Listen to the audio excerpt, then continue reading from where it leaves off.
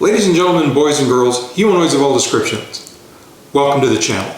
I'm Cap. This is my place. This week, it's time for your monthly Army story. As always, Army stories here are true stories, and they're simply stories of the guys that I served with and this silly, stupid, and weird things that happen among young guys who are living together in a barracks who maybe need some supervision. This month, it's a story of a very suspiciously timely change of command and our preparations to deploy to Saudi Arabia for Desert Shield. So, let's get started. So, when I signed into this unit,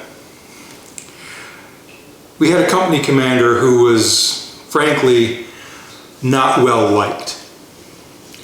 Administratively, on the one hand, he was very proficient.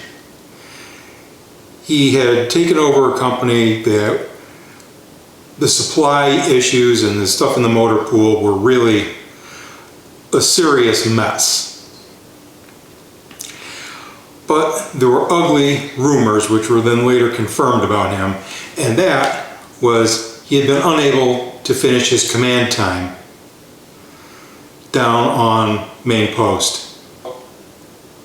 As a captain, he's entitled, or perhaps more accurately required, to do a certain number of months of command time before he moves into a staff position.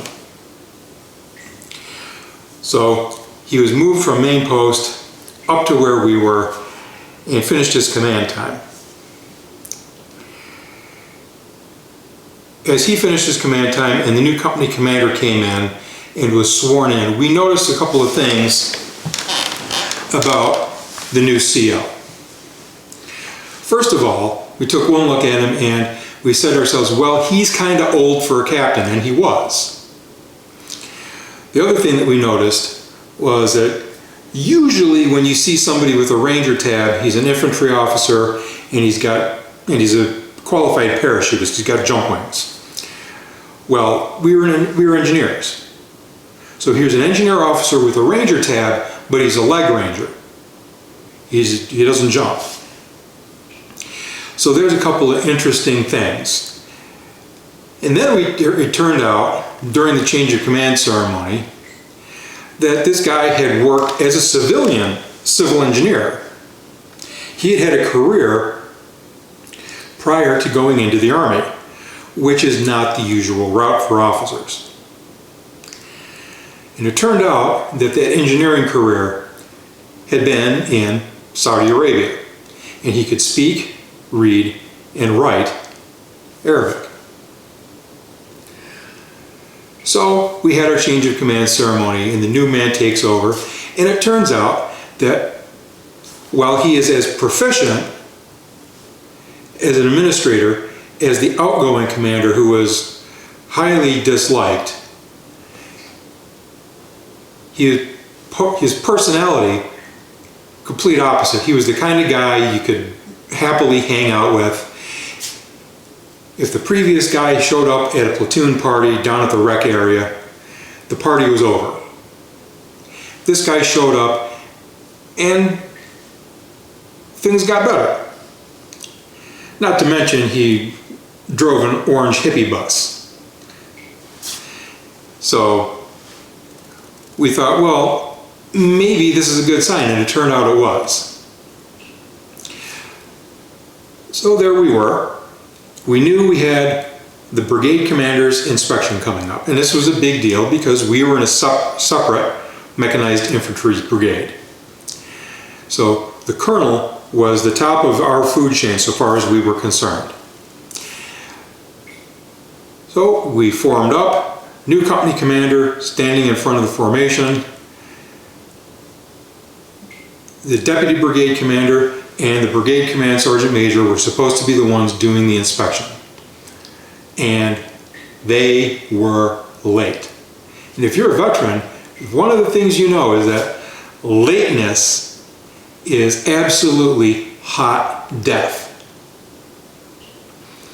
And we stood around and we stood around, and it was a lovely day in early September. And it had been a really nice summer that summer at Fort Benning. As a guy who was new to the installation, I had noticed that the rotting pine needles in the surrounding woods made the entire brigade area smell like cat piss. And it was just starting to cool down and not stink so bad. Finally, the commander gets called inside. He goes inside, he sticks his head out the door and calls for our acting first sergeant, who had previously been my platoon sergeant. Our actual E8 first sergeant was away at first sergeant school. So the acting first sergeant goes inside. Then the company commander called for the officers. The acting first sergeant came back out, told everybody to fall in the day room. Now normally the day room, I don't understand why it's called the day room. You're not allowed in there during the duty day. He walks up, the entire company is in Class A uniforms with their weapons, because we're about to be inspected in formation as the beginning of the inspection. And he says to us, something is important is going on, and he goes and he turns on the television. And that's when we found out that Iraq had invaded Kuwait,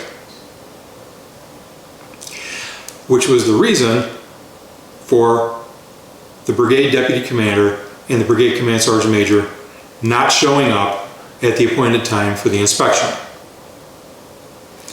So now we know, hey, we are probably going to deploy. Things get real quiet.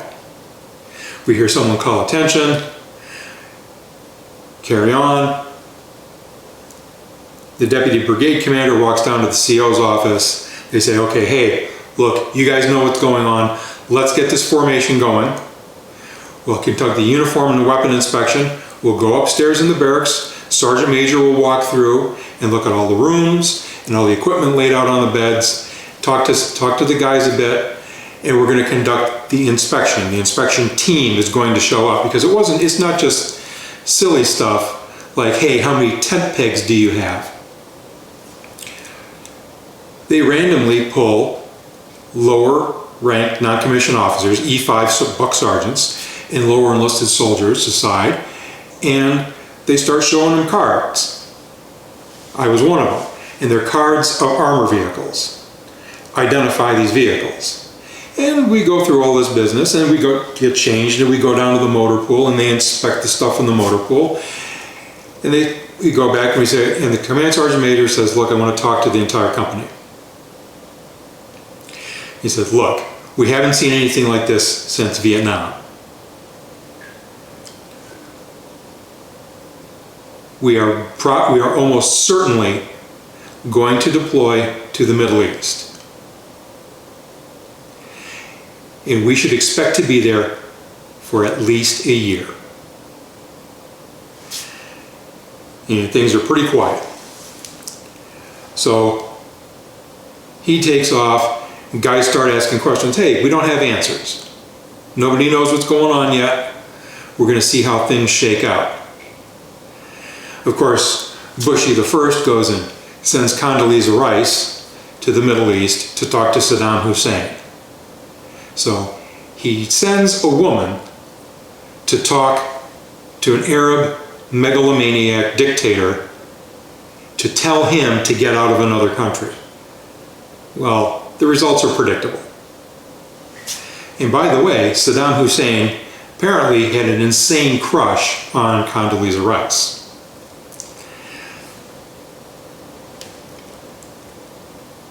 Then our brigade area turns into an anthill that's been kicked, because supply items begin showing up.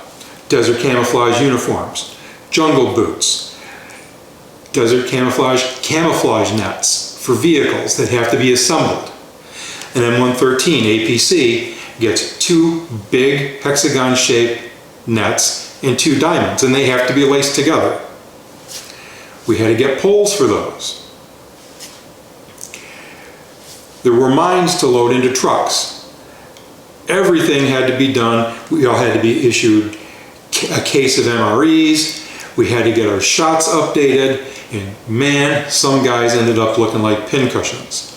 And here we are looking at this new guy going, really? You take over our company and you're an Arab linguist on top of being an engineer officer, like 3 days before the brigade commander's inspection, maybe a week, and Iraq invades Kuwait that day. That's awfully convenient. But he was the right guy. He's an older guy, he had his Ranger tab, and he had been in combat in Panama, so he was already a combat veteran. Our acting first sergeant had had a break in service. He was an E7, but he was a Marine Corps Vietnam vet. And so this sets the stage for stop loss to be announced, and for trucks to arrive at all hours of the night, and you have people getting their door knocked on. Hey, we need you to unload something. Don't bother putting uniform on, just get downstairs. And so here we are. This goes on for about a week and a half, or 2 weeks. We then get the word we're going to deploy not directly to Saudi Arabia, we're going to Fort Stewart, Georgia, for a week or so worth of training, because we're going to be part of 24th Infantry Division.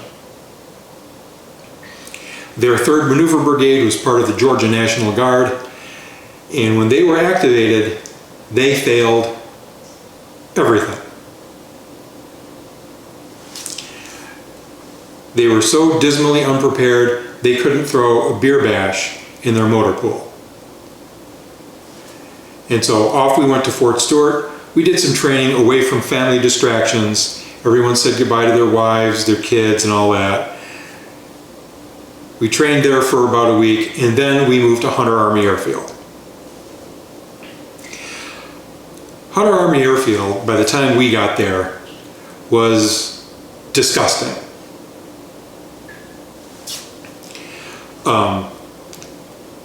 If I ever see a bathroom that looks like that again, it'll be too soon.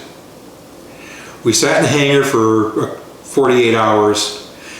We got on our airplane and off we went to Saudi Arabia. So next month, the stories will be of Desert Shield and then Desert Storm. If you're still here and you're enjoying this series, please consider liking, sharing, and subscribing. New videos every Wednesday, and we'll see you next week.